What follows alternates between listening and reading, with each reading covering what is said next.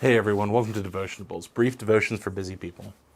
My name is Derek, and today we're going to be looking at Genesis chapter 50, this final chapter in the book of Genesis, this final point tacked on to this long narrative, this long story of God's working as he shapes a people for himself out of the line of Abraham. And this chapter especially is one that I've noticed that I read a little bit differently now that I am a father.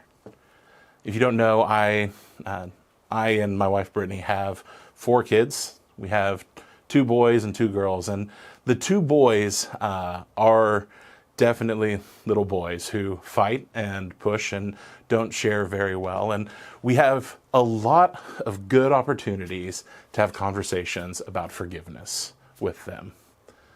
But there's one thing I notice with one of my sons. It's that when he apologizes to his brother, he likes to throw in extra words and he likes to throw in extra things that don't need to be there.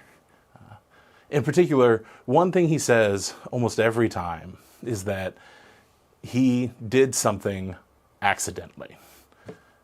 We'll be watching them play and he'll walk over and ask his brother for a toy, and then his brother will say no, and he'll snatch it out of his brother's hands. Then when we come over and intervene, eventually we'll have him apologize to his brother and ask for forgiveness. And what he'll say is, I accidentally took that from you. I accidentally snatched that from your hands. I accidentally pushed you. I accidentally put you in a headlock and body slammed you onto the floor. It's always that I accidentally did that. I think of that when I come to this chapter in Genesis, and I think of the way that Joseph's brothers are coming to him and apologizing and asking for forgiveness. You see, my son tries to skirt away from what he did. He tries to kind of divert the responsibility. I did it, but I did it on accident. Joseph's brothers do something kind of like that. You see, in Genesis 50, when they come to Joseph, they're coming because their father Jacob has just died. They're coming knowing that he's passed away and that the authority of Jacob is no longer sitting over Joseph. And they're worried that now, without that authority, without that protection from their father, that Joseph's wrath is going to come against them. Joseph is an official. He's in a position of power, and he has every right by human eyes to come against his brothers and hold them accountable for what they did, because what they did is far, far worse than anything that my boys do. They attacked him. They beat him. They imprisoned him and sold him into slavery. They lied to their father and said that he was dead so that his father wouldn't go after him to save him. And everything that happened after, everything that came in Joseph's life, which has many good things, but many, many hard and truly difficult things, could easily be laid at his brother's feet. He could easily look at them and say, no, all of that hurt and all of that suffering was your fault, and I'm going to hold you accountable. So when they come to Joseph, they come and they remind him of his father Jacob. They remind him that he should forgive them, that Jacob would have wanted him to forgive them. But then they say, in the latter half of verse 17, so now please forgive the transgressions of the servants of God, of the God of your father. And so they come without accidentallys, without any shuffling around. They come and they say, please forgive us. Please forgive us who serve the God of your father. And Joseph wept when they spoke to him. His brothers came and fell down before him and said, behold, we are your servants. But in verse 19, we see something really incredible. But Joseph said to them, do not fear, for am I in the place of God? As for you, you meant evil against me, but God meant it for good, to bring about that many people should be kept alive, even as they are today. "Do not fear. I will provide for you and for your little ones." So he comforted them and he spoke kindly to them. Joseph, in the face of his brothers who committed so many terrible acts against him, forgives them. And that's an amazing picture of forgiveness that should humble us as we sometimes are so slow to forgive for such smaller offenses.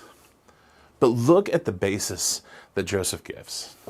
He gives a reason for his forgiveness, and it is groundbreaking for people who have hard hearts and unforgiving hearts.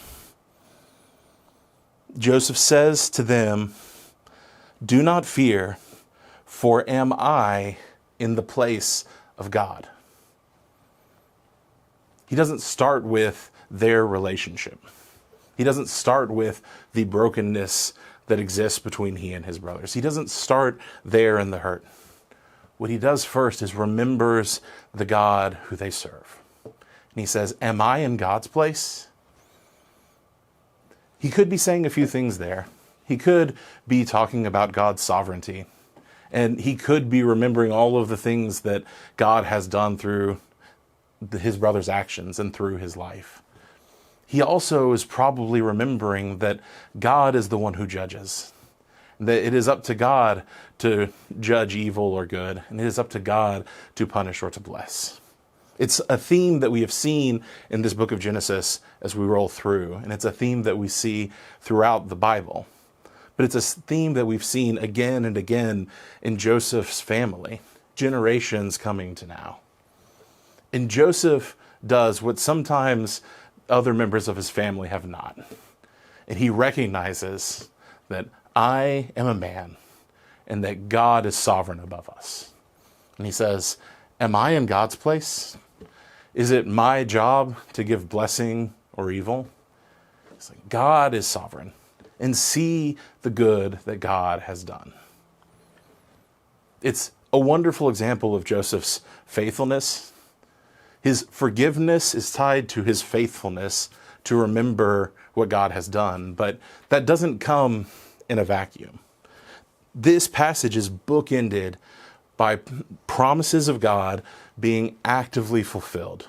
As we see the end of Jacob's life, as he's coming to his deathbed, as we see all of God's promises coming to bear in Jacob's life, as we see God's promise that he would make Israel into a nation, as we see the tribes beginning to form, we begin to see the future of Israel that's coming. Chapter 49 has the first real promises of a king that would come from Judah's line. Chapter 49 has these first promises for the tribes that would come, and these first promises of what would take shape in Exodus and Leviticus and Numbers and Deuteronomy. And Joseph sees Jacob's faithfulness in that and sees God's faithfulness to Jacob. Even the last thing in Jacob's life is going back to the first promise that God made to Abraham. The last thing that Jacob wants is to be buried in the land with his fathers. He wants to go and be buried with Isaac and Rebekah and with Abraham and Sarah, because the first thing that God called and the first promise that he made was that he would give Abraham a family and a land to make him a nation. So the last act of God's good faithfulness in Jacob's life is to bring him back to that land with his family to remember God's good promises. We'll see after this, Joseph has the same desire. He has the same desire to go back and to be buried in the land, because he knows that's where God is doing his work. He knows that that's where God's covenant promises are. And so it's with that knowledge of God's covenant work and his promises that Jacob is then faced with his brothers and reminded of all of God's good work in his life and through the generations. He is left to say nothing but, am I in God's place? Is it my place to hold this against you? Look at all of the good things that God has done. So no, he will forgive, because what they intended for evil, God has used for good. God intended for good. how much more, brothers and sisters, has God done good things in our lives? How much more can we see the full promises of God coming to fruition? It's not just a promise of a king in the chapter 49 to Judah. It is King Jesus who has come. He was born and lived a perfect life. He died on the cross for the forgiveness of our sins. And now we have the forgiveness of sins bought by the blood of Christ. How much more should we forgive even than Joseph did?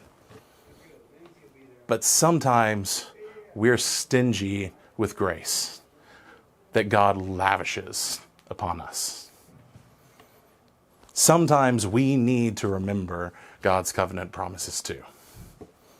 And when we are faced with people who hurt us, with people that we need to forgive, we can say, in light of all that God has done, am I in God's place? No. He has done so much and more for me in forgiving me for the things that are exponentially worse than the things that we usually have to deal with. And so we forgive because we have been forgiven. We forgive because we serve a forgiving God.